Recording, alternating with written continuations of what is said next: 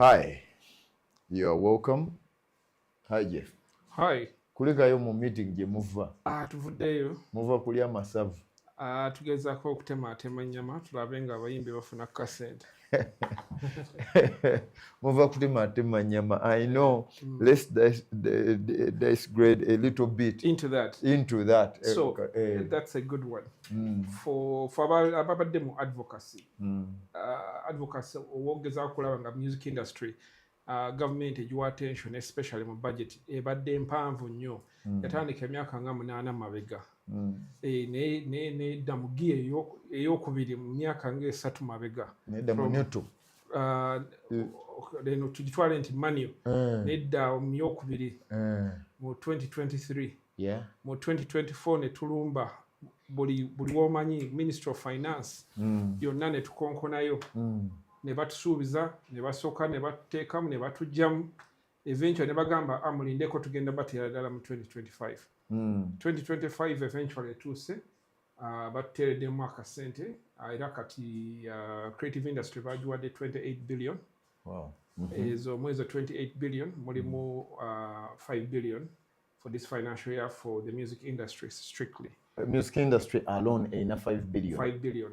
So then the rest of the domains. 8 domains of the creative industries. Domains ziri mwenda. So music is one of the domains. So the other 8 will share the rest, and also part of it will go to capacity building, both human resource, institutional support, Navy studios, Navigenderako. Do you mind, for the benefit of our viewers, taking them through kubantu abasinga of babula music balowooza art music art. Yes. Naye ziri domain endala ziri 8. What are these other domains? Well, that's a good question. Creative industry nene muli bonna abayiiya okuyiiya kutambulira mu very different many categories, including performing arts. One performing arts sometimes tumutambula ne music naye nga mostly muli theatre, drama, dance, biki byonna biri eyo.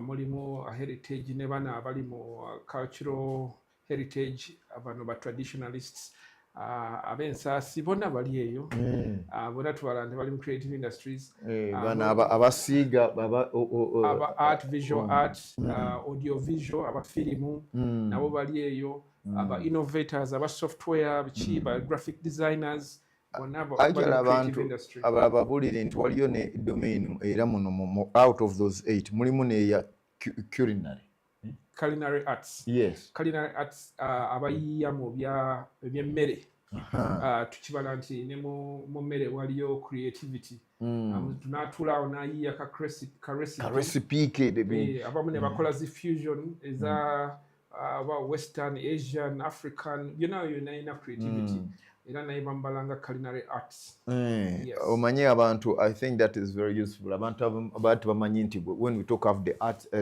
arts industry nti oli si olwokubanga muyimbi yalowooza ye industry yonna olwokuba yafunyeyo ka hit song aba fashion ba artisans n'abali mu crafts biki byonna kati nga wano tuli ku National Theatre mabega wali akatale kalamba employing thousands of people kabali mu crafts abona bali mu creative industry balina obutale bungi nnyo actually sometimes tuwefuula nti fe abali mu music industry fe abasinga obungi but in reality bano abali mu crafts batusinga n'obungi kubanga obala physical markets eza crafts mu Uganda yonna ate nga zikola Monday to almost to Sunday webale batusinga obungi in reality wotandika obbabala naye lwakuba basirifu obagatta abo n'aba fashion gwerabaye abali mu tailoring biki bonna bali mu fashion era ne biri bimeka wano mu Uganda bingi biti batusinga obungi naye basirifu.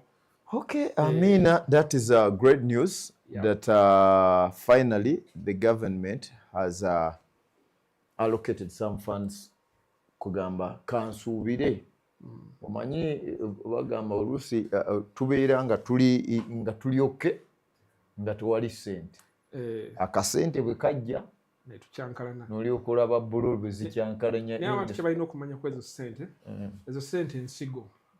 Bwobakuwa ensigo n'ogirya esobola okuliibwa era ewooma naye kati oba tokyakola ki totaddamu kumultiplyinga. Eyo ensigo mu luzungu luli olwa police bagiyise revolving fund. Kitegeeza bazitaddeyo muzikozese muzikomewo muzeewole kuzikola amagoba zeewole zikule mpola mpola.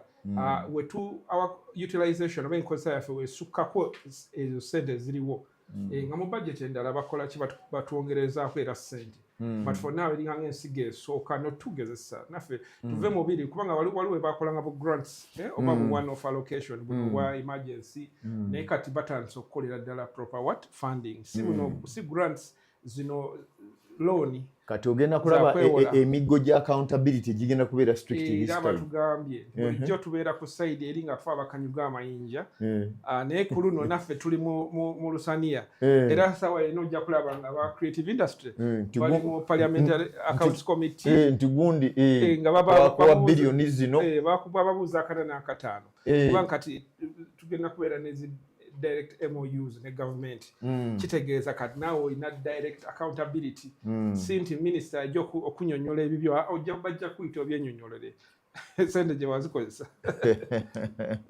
Yeah, thank you so much. Tubadde just ngabe this is an informative show, of course tutunulira ne ku biki ebigenda mu maaso mu industry. Yes. Yeah, so tubadde tetuyinza kukineglectinga nti what is going on apparently nti government yataddeko kasente mu creative industry. Now creative industry tetegeeza music yekka nga abasinga badde bakimanyi tetegeeza music na firimu byokka wabula ng'etegeeza nti firimu mweri music mwali fashion mweri basiizi b'ebifaananyi visual artists mwebali mulimu aba hotel aba culinary mulimu ab'eddagala nga bw'olaba Mama Fina ne ba Mama Fina bali part of our industry for your information if you didn't know. That's right. Okay. Mulimu ba stage play ate abo tebali mu firimu nabo eyo domain yabo drama actors kati ozirabe ndowooza egundi bwe zigenda so bonna bali catered for. Yeah, so naye lwakuba abasinga gundi abeera ku music gundi yaguze gundi ate ne ku luno what's different about the music side of things bulijjo twogera ku music twogera ku bakwata omuzindaalo microphone naye kati this time they are looking at the entire value chain so zino sente zebataddewo si za muyimbi ono akwata omuzindaalo yekka oba ayingira studio buli muntu yenna ali mu value chain n'oba olimu okola ngoma n'oba nga oli instrumentalist n'oba nga olina studio you own the studio oyagala kwongera mu capital kasitoba nga oli mu music industry osobola okwewola ku sente ezo. All right, great. Now, ladies and gentlemen, my name is still Martin Yoyo Obanko Yoyo, the chairman at UPRS. With me here is Mr. Jeff Ekongot, the CEO or Chief Executive Officer of Uganda Musicians Association, WOMA. Yes.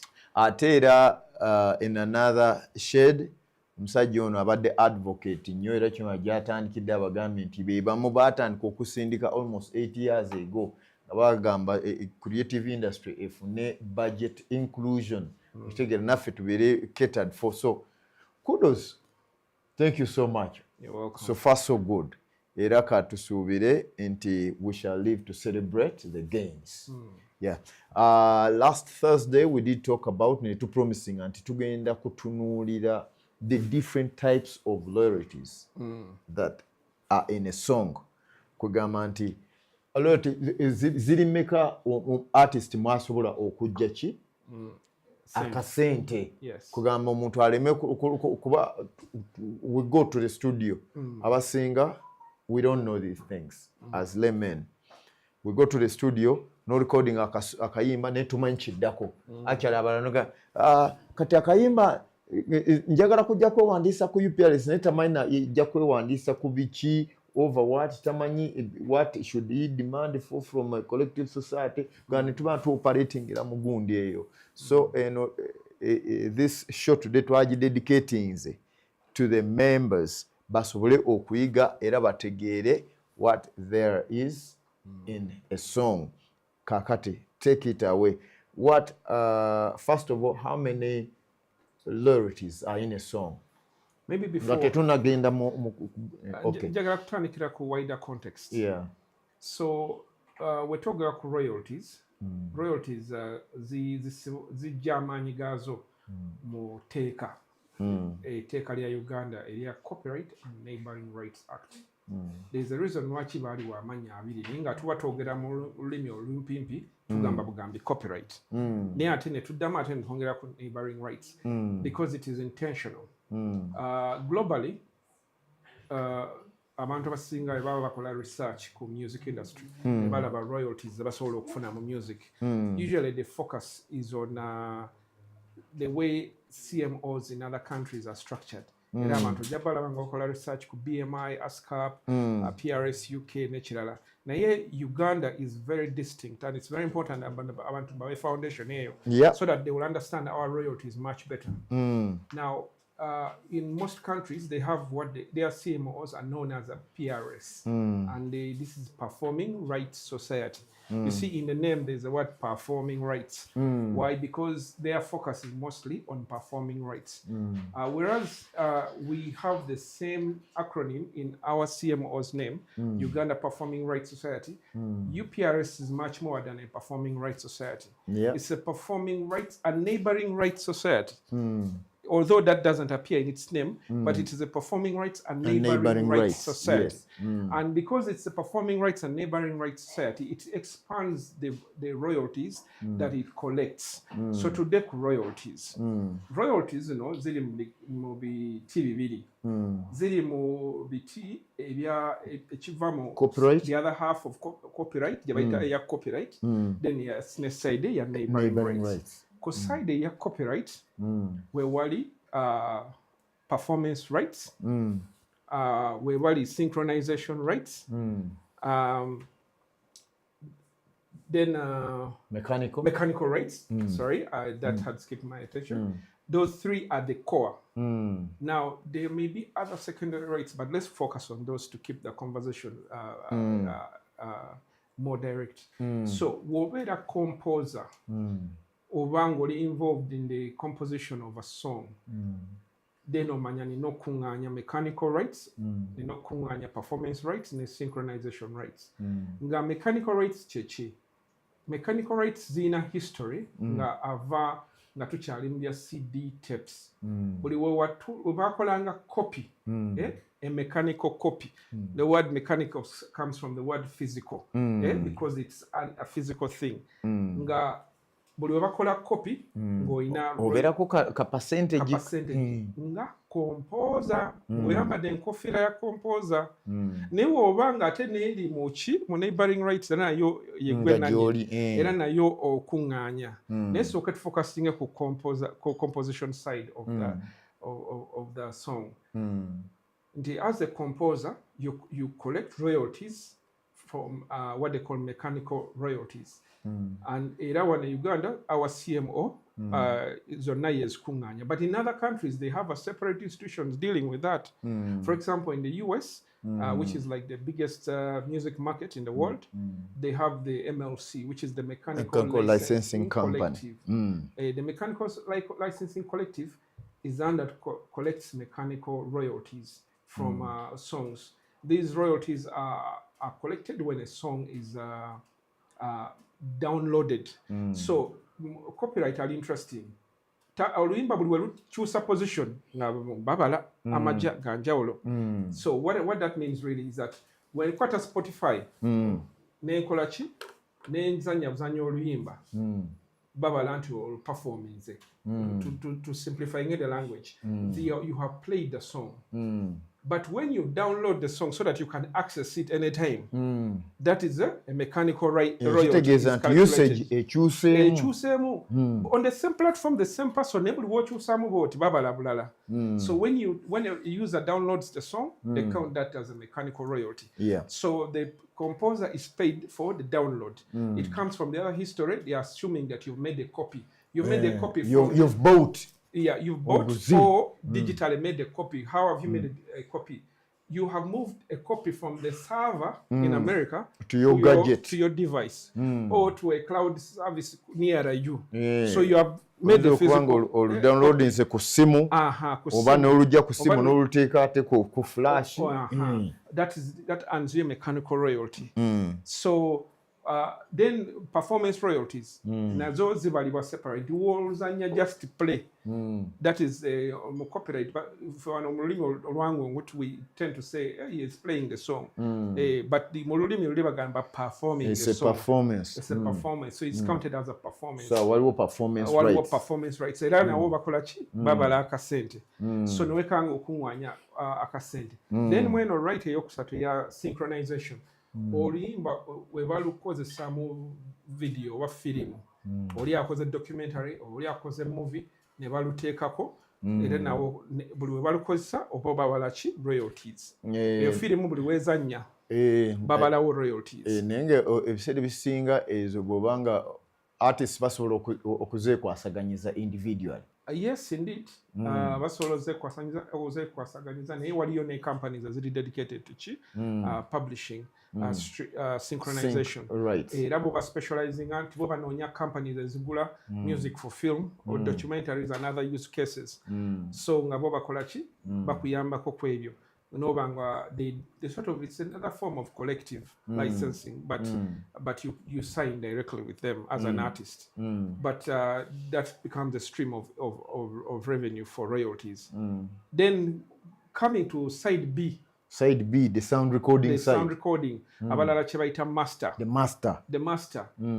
Kigambo master kyava kyava mu America eyo mu record labels. Music industry katugambe nti we bakolanga oluyimba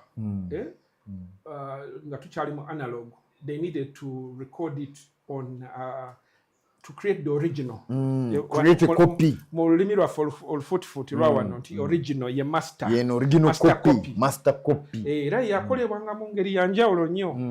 It was a very serious technical feat. But before technology became. Mwe bayozanga buno bu copies obulala. Kati eyo mwe bayozanga mu copy now. So that became the master. So on the side of the master or the sound recording, there are also royalties. And there are two kinds of royalties: the neighboring rights, royalties from neighboring rights, and then the performance royalties. Again, yes. Why is it again?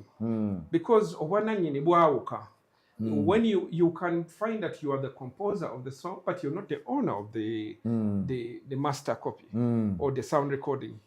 How does that happen? It happens. It happens. Thank you. Over record label. Ya commissioning ze chi yazene gamba Jeff wandikira yoyo oluyimba oyagala ka sente kenkana kati ye yasasudde so ne owning a master ne covering ebya studio bichi byonna ne funa producer ne owning a master eyo naye ate composer bamu balese mu chuba kati nagamba nze nsigaza ki my rights so nwekanga nga bo ne basigaza party eri gye ba owning ya master era ne ba collecting the neighboring rights ne ba collecting ne digital mechanicals over digital performance oba collecting ezo digital called neighboring right side nabo babeera bakuŋŋanya because gundi system ebalaba differently but this is the part I need to demystify. Wano Uganda half the time the person who owns the master also happens to own the musical works. The musical works or the composition. There's a high chance that happens here. And because that happens, you need to be able to collect the royalties on this side, on the left side, and on the right side. On the right side. And also, wekola mu audit, olina okumanya nti eno nakoze mmeka nakoze mmeka. Tobeera awo n'otuula. Buli w'olabanga okuŋŋanyako side omwo manya olina walese taapu eyiwa nga tewali tolembese. And that's the most common issue. And that's the reason we had that conversation last time. That most of our artists right now are collecting on the sound recording side, but they are not collecting actually on the composition side. But artists, money that is left on the table every year, yes, it is over than $500 million US. Wow, $500 million. Ngeri mu US dollars. Wow. So wano ziba tuba mu trillions. That is left on the table simply because the artists have not put the time to understand that I have money flowing on the left side, but I have not what? I have not put a collection mechanism to tap that money. Yeah. So when you understand those two sides, then you will know that, oh, I need to collect here, or here is already owned by this third party, so I can't collect. So that's the common situation. So for artists, most times who are signed to record labels, most record labels will try and own the master. But there are artists like Zawi, Vinka, who compose their own music, as we mostly know. And they are very talented. They ought to own their compositions, and then they ought to take a share from the master as well, with the record label. Obviously, the record label would own a lion's share of it because they have paid for most of the costs of production and promotion. That's the typical scenario. Okay. Thank you. So you've talked about the side musical works, or composition side. Yes. No tumenyera, basically 3 royalties. Yes. For clarity and for better understanding of our viewers.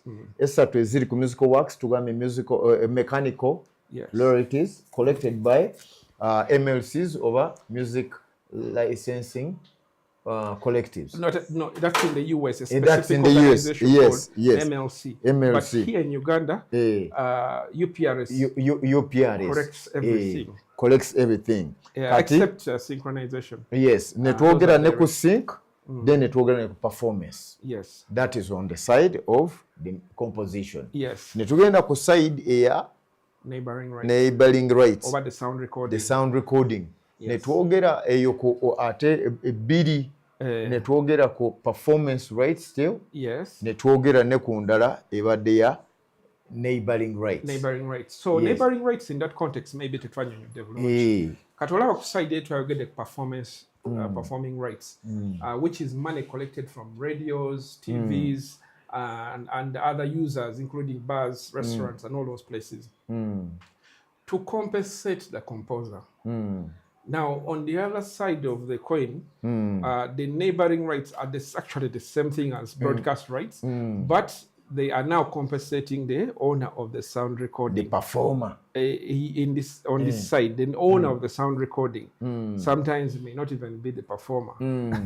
So in that case, they're compensating that owner differently. If you happen to own both, you get compensated on the left and the right side. Akalala kanka bwobulire also nga bwe tuli wano nti kati bwe collecting ezo neighboring rights nada ku side eni ya performer. Yes. Split normally ebeera nti kati bakwata sente ezo ne zibeera nti 100%. Yaga nti 50% of that 100% yes goes to the owner or the master. Yes. The owner of the master. Yes. Katugambe inti Swanks Avenue ye owning master. The master, yes. And you 50%. Yes. Then 45% will be saved for the performer. Okitegeera. In this regard, unkoseze example katugambe ya Swanks Avenue. 45 katujiwe Vinka. Yes. Oba Azawe. Then 5% egenda kuba non-featured what? Artists. Be baliwa. Ali yayinza okuba tamanyi non-featured artists be baliwa. Era nga nabo badde tebakimanyi nti we also have some royalties that would be collecting in that regard. So in that regard, non-featured artists, yo muyimbi yenna omulala akoze kweyo production nga either ayinza okuba yayongeddeko vocals, producer, audio producer, ayinza okuba producer nga ya contributinzeeko, ayinza okuba yayongeddeko vocals, ayinza okuba nga obaki tuyakubayita ba backup singers. Olaba song credits nga oluyimba babanyirwa ono naye ate nga kuliko n'abalala bonna bafitinga mu category yaki non-featured. Yes. So abo nabo balina 5% era mbaga nti nabo balina okujja ne beewandiisa ku UPRS ate n'ateekamu oluyimba nti luyimba twogera ku ki nti oluyimba esaati na contributingako backup vocals. Tumanya nti wali wano mu 5%. And I want to shed more light on that split. Globally, many very confusing. A lot of our artists who are beginning to take time to understand these things are also searching on the internet. And the internet can sometimes be confusing. You read from one source, it says something else, and from another source, it says something else. Now, in the US, they don't follow the 100% model. In the US, they follow what they call the 200% model. Instead of splitting the entire work into 100%, they split into 200. They do the 200%. So the musical work is chikumi, neno chikumi. Then nebalyoka batema. But the rest of the world, including Uganda, we follow the 100% model. Yes. So, but the principles are the same. The principles are the same. Kwa tukwata kino nti 50% for musical works, yes. 50 for sound recording. Ne tukwata ni 50 zino bwe zimala okubeera eno kuside. Kati ne tuzi translating into 100%. Kati ne tugenda nga tutema. What do you have of this 100%? Now, what else do they need to know about the splits? Now, the splits work in two ways. In some countries, they have a standard split. Where they have pre-allocated certain amounts to the different contributors, the different roles or contributors. Then in some, it is open-ended, where your contribution determines how you agreed. Yes, your contribution. If you have done more of something, you take the lion's share of that contribution, and it is negotiated. Or it is negotiated with the players who have contributed. So it is open, it is not fixed. However, there is usually a ceiling that is, the reason why there's a starting point, it allows someone not to overclaim more than they should for that specific role. So it helps when there's a starting point. Or there are situations where people work on a track or work they work together on a project. Then they do not sit down to negotiate splits. So in that case, the standard splits apply. Because ekyo kyekiri e Uganda. Kati kambawemo further guidance on that. When in a situation where people did not negotiate, UPRS follows a specific split structure. UPRS has what they call the distribution rules. There's a whole book that was published by UPRS, I think more than 10 years ago. The distribution rules provide the full split structure as defined by UPRS. Actually, the issue of split is very sensitive in many countries. In some countries, there's a whole institution that deals with that to dictate the splits or to determine splits. But in our case here, our CMO still has some sort of mandate around that, including determining tariffs for royalties and licenses, also determining royalty splits. So in the situation where an artist does not, they have not sat down to split, and they don't have a clear split sheet agreement, then they would refer to the standard, the UPRS distribution rules. Hopefully, I don't know whether we can cover it in this topic, but it would be nice to have a full session on that because it's quite detailed. Yes, it's detailed. Ate eri crucial. Nja kusaba tujja kugitakulinga kubwayo because even the members, the artists, we've been agitating nga twebuuza nnyo nti musinzira mutya okugaba. You remember that time when they distributed nagamba nti Karo Kasita bamuwadde emitwalo 2. So we need to really break down and get to understand. UPRS has a distribution rules book. It's a separate book that was published to guide the royalty splits. And it has a very clear structure on all the different royalties and how they can be split depending on the role you play. Yeah, but the members, of course, have... I think when we tackle that, it would be nice if we are also showing visuals. They have unanswered answers. Naddala mu kintu ekya distribution ekyo era ndowooza okulunja nakusuggesting nga tujja having a guest here from the distribution department of UPRS ajje tumuteeke ku kikaliriro ne ba members tubagambe nti put in your comments and questions but maybe to sort of to give it a starting point. The artist or the rights owner, depending on who they are, they have an obligation to play. When you register with the CMO, the first thing you do is called a notification of work. The notification of work is your duty as the rights owner when you are registering your works with the CMO, with UPRS, to declare. To declare the work by identifying the title, identifying the contributors, and identifying the splits. When you identify those splits, you leave less debate on the splits.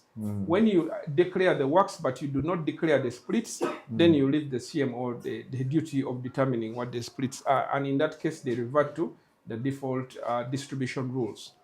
Yeah, akondoza kakulu nnyo.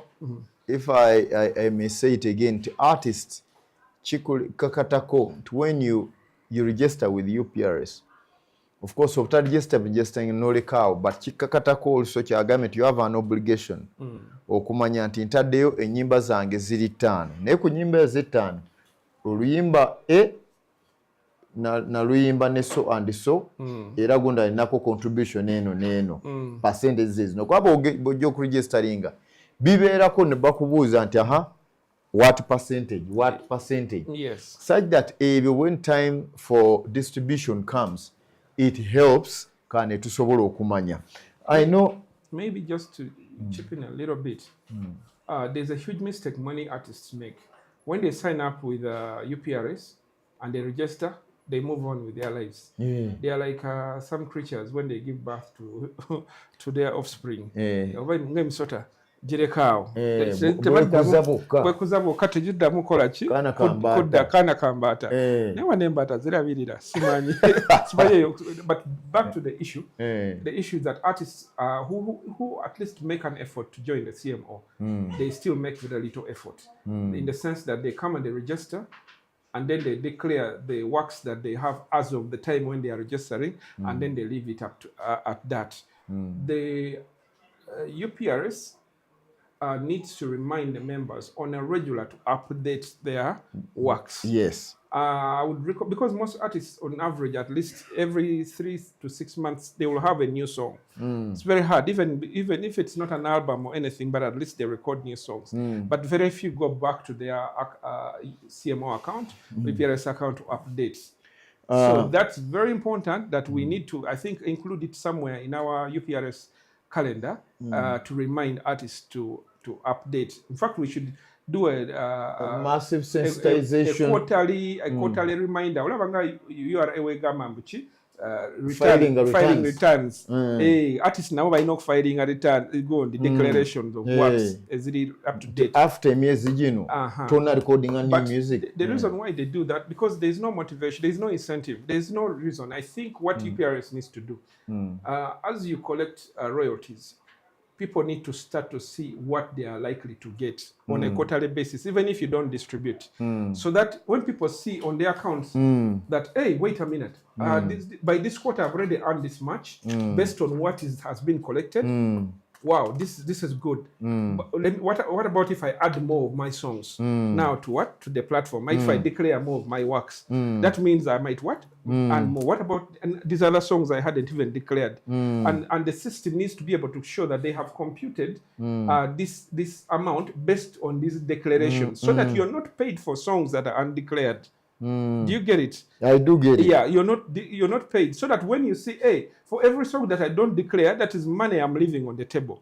Actually, I've taken note here. Yes. Ngenda message passing on so well. So that in your release schedule, when an artist plans a release, the first stop is UPRS.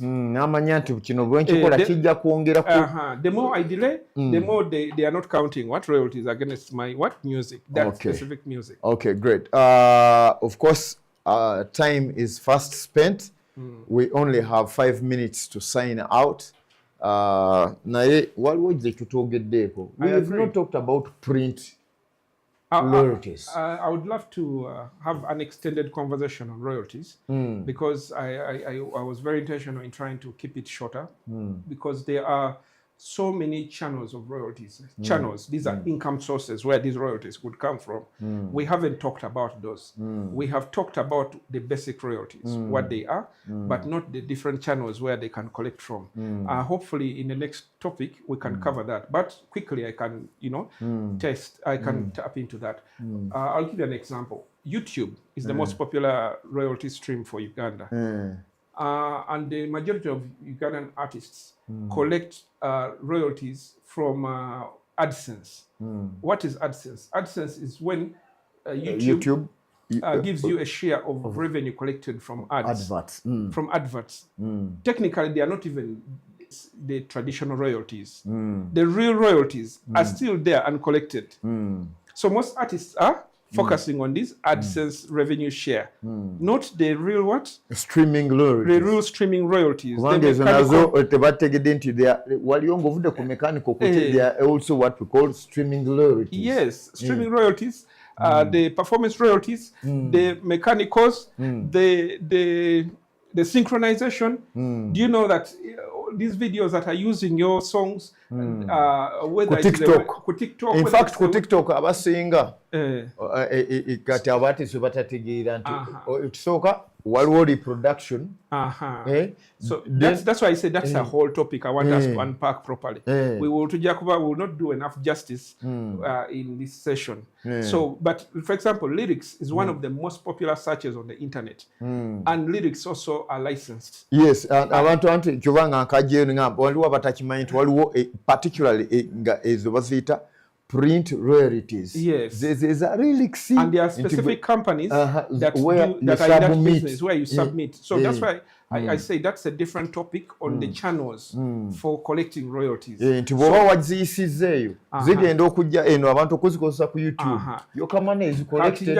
On maybe the next topic or one of the future topics tukwate ku eyo topic. Eyo topic teziri musanvu n'ekikumi ziwera. Bajjire eziri basic zenda nze nkugambe ku YouTube kokka nsobola okufunako nga 9 ku YouTube.